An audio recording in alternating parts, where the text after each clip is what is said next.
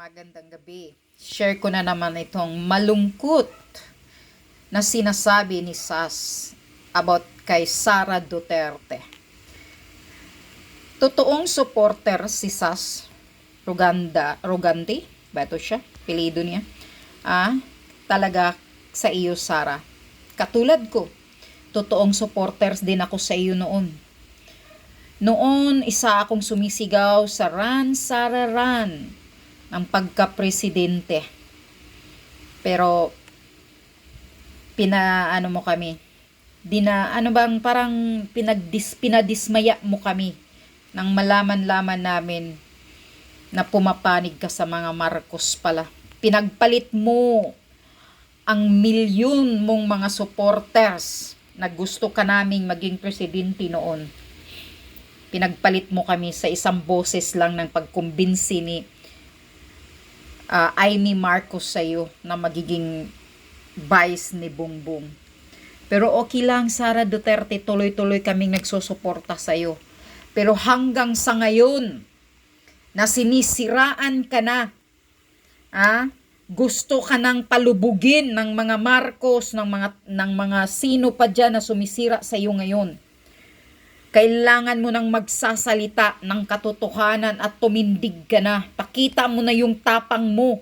Huwag ka nang magtahimik-tahimik dyan kasi mas lalo kaming naiinis sa pagpananahimik mo. Ito ang tanong ni Sas Rogando. Kung bakit daw tinanggap mo pa yung binigay na confidential funds na galing sa Office of the President na malapit nang matapos ang taon. Bakit tinanggap mo pa yun? Baka yun ang patibong kasi yun ang simula na sinisiraan ka na. Yun ang patibong sa iyo. Hindi mo lang alam. Tinanggap nyo yung bigay na galing sa Office of the President, according to Maharlika, na nandyan ang ahas, si Lisa Smugs. Patibong yun, kaya sinisiraan ka na about sa confidential funds. So ano ngayon, 'di ba? Tinanggal sa iyo, mas lalong nakakahiya. O yan, pakinggan nyo itong salita ni Sas. Para sa iyo to, BP Sara Duterte. Isa ako sa mga supporter ni Inday. Pero isa lang, gusto ko lang maging brutally honest, no? At frank kay Vice President Inday Sara. Dahil alam nyo, ang mga DDS sa panahon ni Duterte, pinupuna rin namin ang gobyerno. Lahat kami. Kaya kita mo si Maharlika, no? Si Maharlika ay bumuboljak yan nung panahon ni Duterte. Lahat nagsasalita kung may makitang mali. Alam mo, Vice President Inday Sara, sa totoo lang, hindi lahat kami natutuwa. Correct. Diyan sa issue ng confidential fund mo. Okay? Yang tinanggap ng Office of the Vice President mula sa Office of the President. Hindi namin, lahat kami nag-uusap sa aming mga GC, sa aming mga panahon na magkakasama kami at iniisip namin bakit tinanggap ng Office of the Vice President ang perang ito na mag-end of the year na. Yes. Hindi namin ito maintindihan, Madam Vice President. Hindi kami natutuwa. Okay?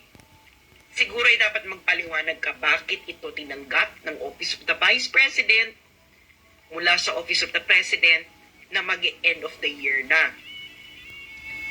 So, yun lang, Madam Vice President. Gusto ko lang sabihin, no? We are your supporter at ang totoong supporter ay hindi hinahayaang mapunta sa kaparakarakan ang kanyang sinusuportahan. Dahil yan ang tunay na pagmamahal. Correct. Katulad ng mga pagmamahal ng mga magulang natin na tayo nung lumalaki ay pinapagalitan tayo at itinutuwid, sinusuway kung tayo ay nalilihis ng landas. ganyan din kaming mga nagmamahal sa iyo. Vice President Sara Duterte, hindi namin maintindihan itong nangyayari. Marami sa amin. At marami ang gusto magsalita, wala lang lakas ng loob, no? Siyempre, kung magsasalita sila ng ganyan, laban sa isang Duterte, yung mga Panatiko. DDS naman na sobrang panatiko ang lulusob sa kanila, pero wala akong pakialam. So gusto ko lang sabihin yan sa iyo, Madam Vice President, mahal ka namin at ayaw ka naming malis ng landas. Dahil inilukluk ka Namin, Namin, mga supporters. ng majority ng Pilipino dahil naniniwala kami sa sinimulan ng tatay mo. Hindi Tama. kumpleto yung nagawa ng tatay mo. Okay? Maraming mali. Maraming tama. Marami ring mali. Pero nananalig kami na itutuwid mo yung mga kamalian noon. Yan ang basing ng aming pagmamahal sa iyo. Okay? Wala na kaming pakialam sa mga Marcos at Romualdez. Alam namin, no? Nahalang ang mga kaluluwa ng mga yan.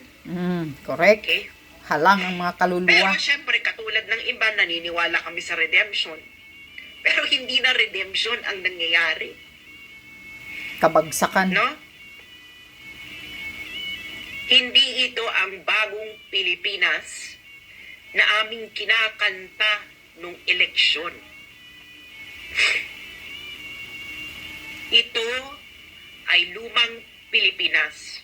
Yes, tama. At sana, Vice President Inday Sara Duterte, bago ka pa mahulog at tuluyang lumunog sa kumunoy ng lumang sistema, ay tumindog ka Tumindig. para sa tama.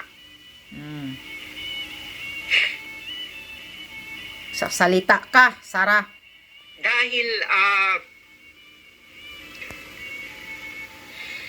alam nyo, ang daming,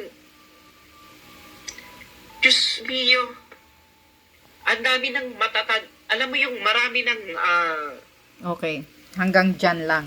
Yun, ang malungkot na message ni Sas para sa iyo, baby Sara. Kailangan mo nang tumindig at magsalita sa katotohanan. Kami ay totoo mong mga supporters, makikinig ka.